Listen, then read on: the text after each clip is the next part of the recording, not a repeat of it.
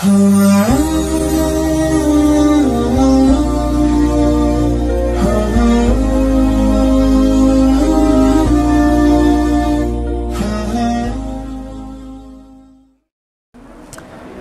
yang kedua, ulah singkat mau nih. Kata Ibnu Abbas radhiyallahu taala anhuma, wa khairu syuhuri syahrul Ramadan. Kemudian tadi masalah hari, itu yang paling mulia hari Jumat. Kemudian yang kedua, semulia-mulia dan sebaik-baik bulan itu adalah bulan Ramadan. Kenapa bulan Ramadan menjadi bulan yang paling mulia dalam setahun? Karena di dalam bulan Ramadan itu diturunkan Al-Quran. Al-Quran itu turun di bulan Ramadan, di malam Lailatul Qadar. Inna anzalnahu fi Lailatul Qadar. Allah Subhanahu wa taala menurunkan Al-Qur'an di bulan apa? Ramadan. Maka enten nuzulul Quran 17 Ramadan karena Quran diturunkan di malam Lailatul Qadar. Salah satu pendapat ulama niku di tanggal 17 bulan Ramadan. Kemudian bulan Ramadan niku ada kewajiban puasa Ramadan. Kemudian di bulan Ramadan niku pahala yang dilakukan oleh seorang muslim, amalan sunnah niku pahalanya setingkat amalan wajib. Maka niku menyebabkan bulan yang paling mulia niku bulan Ramadan. Semoga kula panjenengan diberikan kesempatan umur untuk kembali ketemu bulan Ramadan tahun depan. Amin ya Rabbal alamin. Untuk sementara niku ketemu Idul Adha riyen. Nggih. Mudah-mudahan Bapak Ibu sing tahun niki ikut kurban diterima kurbane oleh Allah Subhanahu wa taala menjadi amal soleh panjenengan sedaya. Amin ya Rabbal alamin. Sing dereng saged kurban nggih mboten napa-napa. Nggih. Kemudian menurut seorang ulama namanipun Al-Imam Abu Bakar Al-Warraq rahimallahu taala, bulan Rajab niku bulan menanam. Rejab ruah poso gitu. Nek hitungane tiyang Jawi kan Rejab ruah napa? Poso. Nek bulan Hijriah napa? Rajab terus napa? Hah? Sya'ban terus Ramadan. Rejab ruah poso. Bulan Rajab niku bulan menanam. Syahrul zar'. Kemudian bulan Sya'ban niku syahru syaqi zar'. Bulan Sya'ban bulan ruah niku bulan menyirami tanaman. Wa syahru Ramadan syahru hasadi dzalika zar'. Nek bulan Ramadan itu bulan panen tanaman sing kula tanam panjenengan tanam ini di bulan apa? Di bulan Rajab, disirami bulan apa? Bulan Sya'ban, bulan ruah, panennya bulan apa?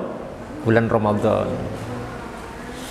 Kemudian yang terakhir, menurut sahabat Ibnu Abbas radhiyallahu anhuma, amalan yang paling baik niku napa? Wa khairul a'mali as-shalawatul khamsu liwaktiha. Amalan yang paling baik, paling mulia itu adalah sholat 5 waktu di waktunya. Sholat 5 waktu di awal waktu itu sebaik-baik dan semulia-mulia amalan.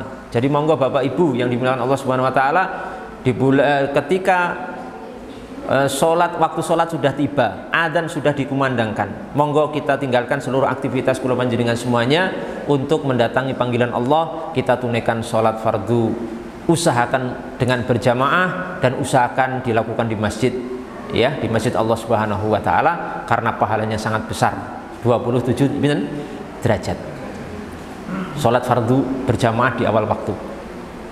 Walaupun ini hadisnya enten sahabat Ibnu Mas'ud ya, dalam beberapa riwayat niku Nabi ditanya tentang amalan yang paling mulia itu salah satunya as-sholatu ala waktiha, sholat di waktunya. Jangan sampai mengeluarkan sholat dari waktunya, sholat maghrib di waktu isya, jangan. Niku dosa besar. Kecuali ada napa? Ada alasan yang dibenarkan, ketiduran atau lupa betul napa. Usahakan sholat di awal waktu. Pun adzan niku masuk waktu niku, awal niku gage sholat. Walaupun ketika nanti ada kondisi-kondisi tertentu kula panjenengan boleh sholat diundurkan sedikit selama masih waktunya.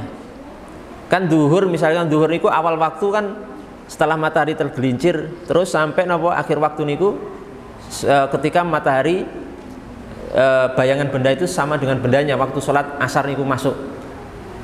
Lah rentang waktu niku boleh dilakukan sholat zuhur. Kalau misalkan kita ada sesuatu hal, boleh untuk mengulur waktu pelaksanaan sholat di tengah atau sampai di akhir, yang penting jangan sampai keluar waktu. Karena sebab-sebab tertentu. Tapi usahakan biasakan di awal waktu. Misalnya ngeten, misalnya panjenengan apa misalnya? Daud napa tanggung kadang kan. Kudu adus kudu kan ya ribet, misalnya ya setelah 15 menit lagi napa 20 menit lagi dirampung ke sisan terus sholat zuhur. Tidak apa-apa begitu.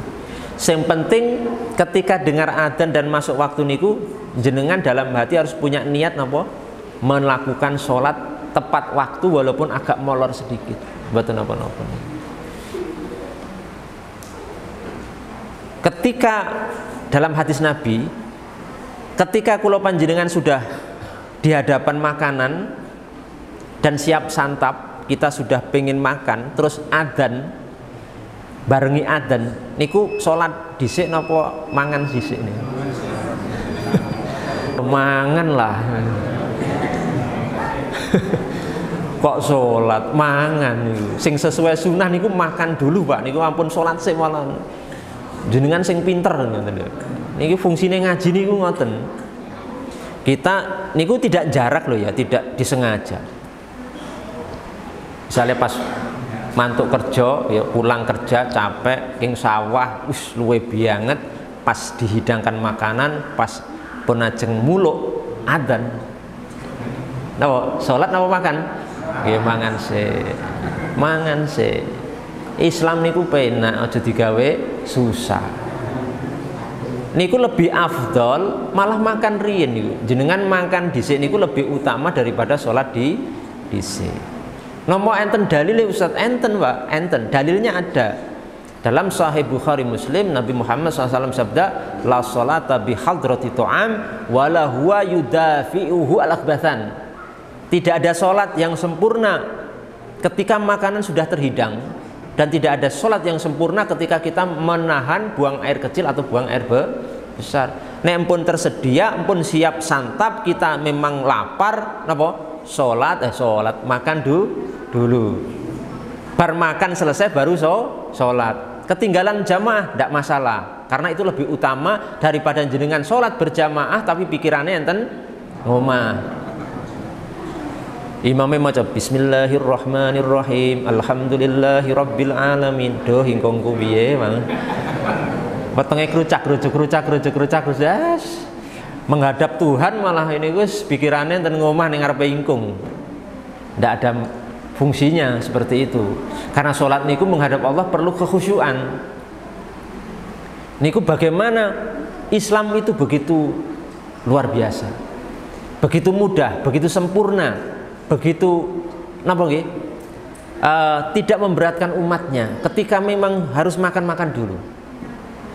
Jadi kan misalnya dadi dokter operasi, ajeng operasi wong, wis mulai setengah krungu adzan, wis dibedah perute gitu, terus krungu adzan, dokternya melayu sholat sik ngoten, terus niki pasien ditinggal.